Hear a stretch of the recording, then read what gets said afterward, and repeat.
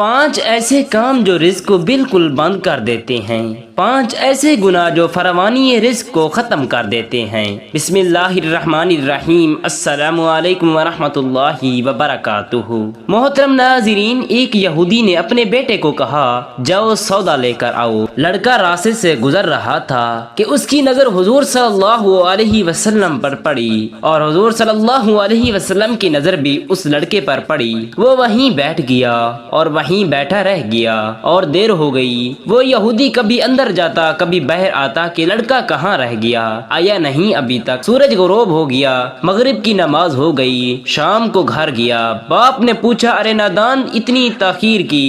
باپ بہت غصے میں کہ بڑا نادان اور پاگل ہے، میں نے کہا تھا جلدی آنا، تم اتنی دیر کر کے آئے ہو اور تمہیں سودا لینے بھیجا تھا تو خالی ہاتھ واپس آ گئے۔ سودا کہاں ہے؟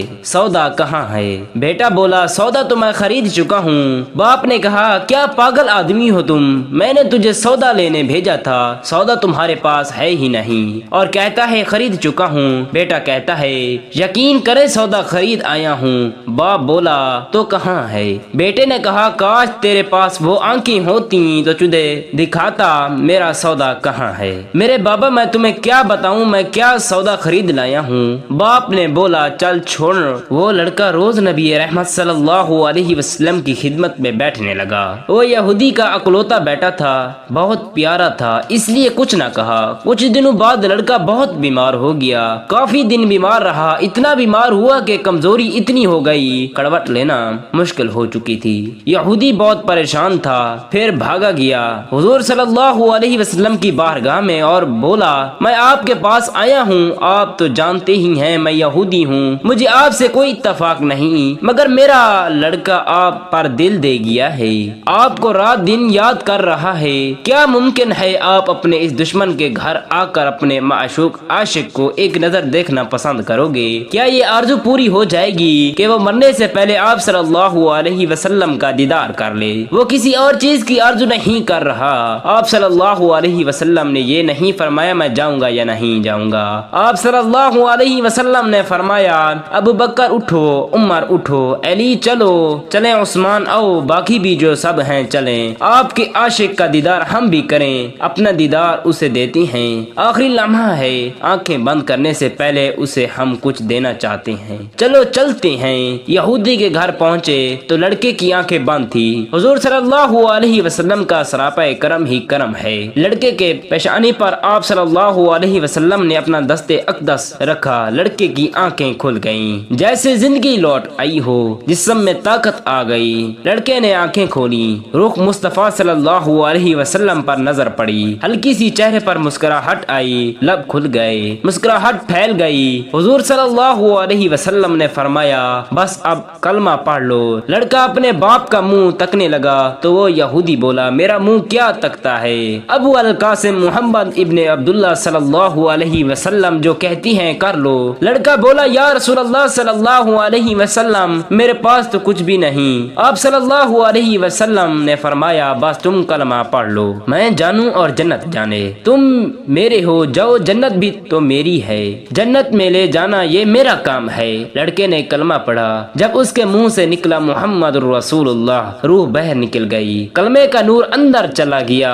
آنکھیں بند ہو گئیں، لب خاموش ہوئے۔ لڑکے کا باپ وہ یہودی بولا محمد صلی اللہ علیہ وسلم میں اور آپ دونوں مخالف ہیں، اس لیے یہ لڑکا اب میرا نہیں رہا، اب یہ اسلام کی مقدس امانت ہے، اے نبوت صلی اللہ علیہ وسلم سے اس کا جنازہ اٹھے تبھی اس کی عزت ہے، لے جاؤ اس کو۔ پھر آپ صلی اللہ علیہ وسلم نے فرمایا صدیق اٹھو، عمر اٹھو، عثمان آگے بڑھو، بلال او تو صحیح، علی چلو، دو کندھا، سب اٹھاؤ۔ اسے آقا علیہ السلام جب یہودی کے گھر سے نکلے تو یہ فرماتے جا رہے تھے اس اللہ تعالیٰ کا شکر ہے جس نے میرے صدقے سے اس بندے کو بخش دیا، اس اللہ تعالیٰ کا شکر ہے جس نے میرے صدقے سے اس بندے کو بخش دیا۔ اللہ اکبر، کیا مقام ہوگا اس عاشق کی میت کا جس کو علی، عثمان، ابو بکر صدیق، عمر بن خطاب، بلال حبشی رضی اللہ تعالی عنہما جیسی مشہور شخصیات کندھا دے کر لے جا رہے ہوں اور آگے آگے مصطفیٰ صلی اللہ علیہ وسلم ہوں۔ قبر تیار ہوئی، کفن پہنایا گیا،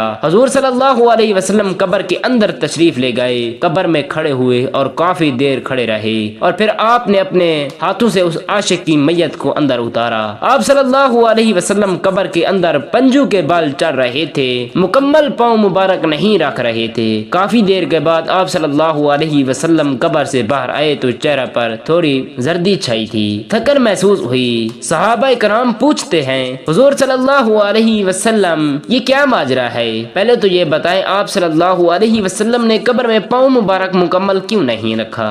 آپ صلی اللہ علیہ وسلم پنجو کے بل کیوں چڑھ رہے تھے؟ تو کریم آقا صلی اللہ علیہ وسلم نے فرمایا قبر کے اندر بے پناہ فرشتے آئے ہوئے تھے، اس لیے مجھے جہاں جگہ ملتی تھی میں پنجا ہی رکھتا تھا، پاؤں رکھنے کی جگہ نہیں تھی۔ میں نہیں چاہتا تھا کہ کسی فرشتے کے پاؤں پر میرا پاؤں آ جائے۔ پھر صحابہ نے پوچھا آپ صلی اللہ علیہ وسلم قبر کے اندر کیوں گئے؟ ہم کہتے ہم چلتے ہیں۔ تو سبحان اللہ، خوبصورت جواب دیا کہ میں نے اس لڑکے کو بولا تھا نہ تیری قبر کو جنت بناؤں گا، تو اب اسی کی قبر کو جنت بنانے قبر کے اندر چلا گیا تھا۔ تو پھر حضور صلی اللہ علیہ وسلم اتنے تھکے ہوئے کیوں ہیں؟ تھکا ہوا اس لیے ہوں کہ فرشتے اور حوریں اس عاشق کے دیدار کے لیے آ رہے تھے اور میرے وجود سے لگ لگ کر گزر رہے تھے، ان کی وجہ سے تھک گیا ہوں۔ حضور علیہ الصلوۃ والسلام نے فرمایا کہ ایسے 5 گناہ جو رزق کو ختم کر دیتی ہیں، کیا ان میں سے کوئی ایک بھی آپ کے گھر میں تو نہیں؟ جاننے کے لیے ویڈیو کو آخر تک ضرور دیکھیے گا۔ حضرت علی کرم اللہ وجہ الکریم کے پاس ایک شخص آیا، کہنے لگا اے علی رضی اللہ تعالی عنہ، وہ کون سے ایسے بدترین گناہ ہیں جو انسان کے رزق کو ختم کر دیتے ہیں، اور یہ گناہ دنیا و آخرت میں انسان کو اس طرح ذلیل و خوار کرتے ہیں کہ دنیا و آخرت میں انسان کا کوئی مددگار باقی نہیں رہتا۔ یہ سن کر حضرت علی کرم اللہ وجہ الکریم نے فرمایا اے شخص، اللہ تعالیٰ کے رسول صلی اللہ علیہ وسلم نے فرمایا 5 گناہ ایسی ہیں جن کے کرنے پر انسان دنیا و آخرت میں تباہ و برباد ہو جاتا ہے۔ 5 گناہ ایسے خطرناک گناہ ہیں جن گناہوں کے کرنے پر انسان دنیا میں بے سکون رہ جاتا ہے، اس کے سکون کا جنازہ نکل جاتا ہے، دکھ عروج پر آ جاتے ہیں۔ ناظرین کرام، حضرت علی کرم اللہ وجہ الکریم نے فرمایا اگر تم چاہتی ہو کہ اللہ تعالیٰ کا خاص کرم تمہارے اوپر ہو، اگر تم چاہتی ہو رزق کی فراوانی ہو، کامیابی تمہارے قدم چومے، تو خدا ان 5 گناہوں سے بچے رہنا۔ یہ خطرناک گناہ کبھی بھی بھول کر نہ کرنا۔ پوچھا گیا حضرت وہ 5 گناہ کون سی ہیں؟ حضرت علی کرم اللہ وجہ الکریم نے فرمایا جناب، ایک گناہ سود کھانا، سود کا کاروبار کرنا۔ سود خور انسان دنیا میں بھی ذلیل، آخرت میں بھی ذلیل، دنیا میں بھی تباہ و برباد، آخرت میں بھی تباہ و برباد۔ سود خور انسان کو کبھی بھی عزت نہیں ملتی، کبھی بھی سکون کی نیند نہیں سوتا۔ سود خور انسان جو دوسروں کو ٹینشنوں میں مبتلا رکھتا ہے، خود بھی بر وقت ہر گھڑی ہر لمحے ٹینشنوں میں مبتلا رہتا ہے۔ طرح طرح کی پریشانیاں اس کے گھیر لیتی ہیں، طرح طرح کی مصیبتیں اسے گھیر لیتی ہیں۔ فرمایا قیامت کے دن سود خور انسان ایسے اٹھیں گے کہ ان کے چہرے ختم کر دیے جائیں گے۔ ایک دفعہ ایک سود خور انسان سیڑھی سے نیچے گرا، منہ کے بل زمین پر گرا، وہیں مر گیا۔ بیٹا کئی روز تک باپ کا غم مناتا رہا۔ ایک رات بیٹے نے باپ کو خواب میں دیکھا، دیکھ کر پوچھا ابا تیرے ساتھ کیا معاملہ ہوا؟ ابے نے کہا نہ پوچھ بیٹے، سیڑھی سے نیچے گرا تھا، بجائے زمین پر آنے کے سیدھا جہنم میں چلا گیا۔ حضرت شیخ سعدی رحمت اللہ علیہ فرماتی ہیں میں ایک نیا مکان خرید رہا تھا، مکان کی تلاش میں تھا،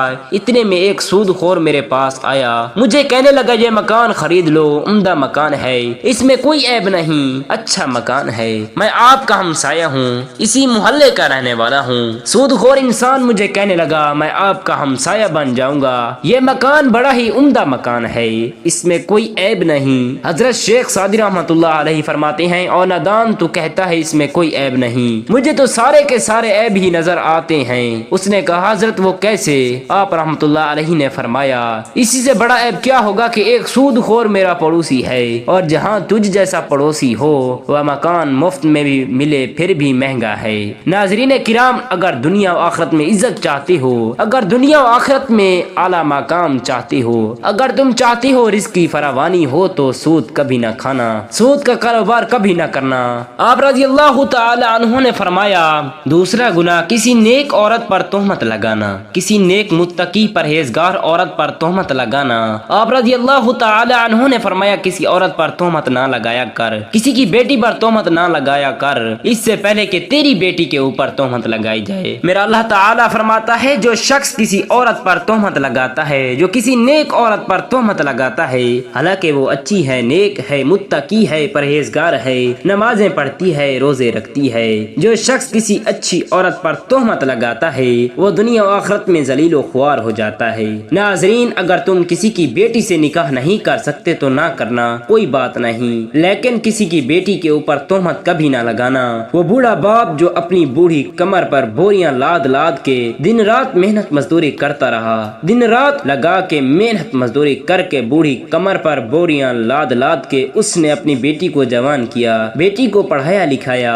آج جب اس کی بیٹی جوان ہوئی تو محلے کے نوجوانوں نے اس غریب کی بیٹی کو قبول ہی نہ کیا، تہمت لگا کے اسے ٹھکرا دیا، شادی کرنا گوارا نہ کیا، اس لیے کہ ان کے پاس جہیز نہیں ہے۔ ایک تو تم نے نکاح نہیں کیا، دوسرا اس پر تہمت نہ لگاؤ۔ فرمایا اگر تم چاہتی ہو کہ دنیا و آخرت میں تمہارے اور پورے خاندان کو عزت ملے، مقام ملے، خوشحالی ملے تو کسی نیک عورت پر تہمت نہ لگانا۔ نمبر 3، کسی کا مال ہڑپ کرنا، خاص طور پر یتیموں کا مال ہڑپ کر جانا۔ نمبر 4، اللہ تعالیٰ کی ذات کے ساتھ کسی کو شریک ٹھہرانا، اللہ تعالیٰ کے ساتھ کسی کو شریک سمجھنا۔ یہ ایک ایسا گناہ ہے جو اتنا بڑا گناہ ہے کہ اللہ تعالیٰ چاہے تو ہر گناہ معاف کر دے گا، چھوٹے بڑے گناہ معاف فرما دے گا، مگر یہ شرک والا گناہ اتنا بڑا گناہ ہے کہ اللہ تعالیٰ کسی کو معاف نہیں کرے گا۔ حضرت سیدنا علی رضی اللہ تعالی عنہ نے فرمایا، نمبر 5 خطرناک گناہ ہے، ناظرین دل کے کانوں سے سنیے گا۔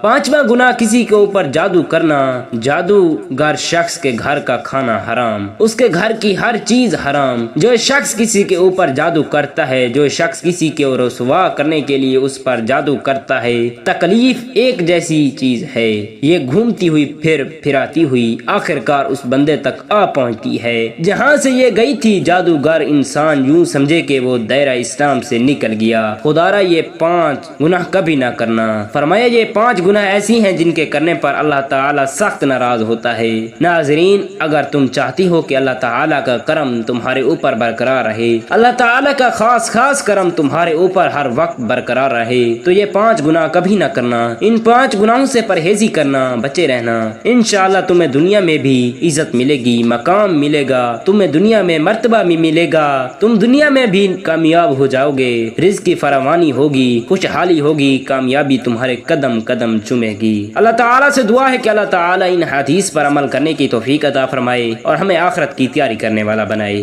آمین۔ اللہ تعالیٰ ہمیں درود پاک کثرت سے پڑھنے والا بنائے، آمین۔ اللہ تعالیٰ اور حضور صلی اللہ علیہ وسلم کے 99 ناموں میں سے ایک نام ضرور کمنٹ کریں۔ شکریہ، جزاک اللہ خیرا کثیرا۔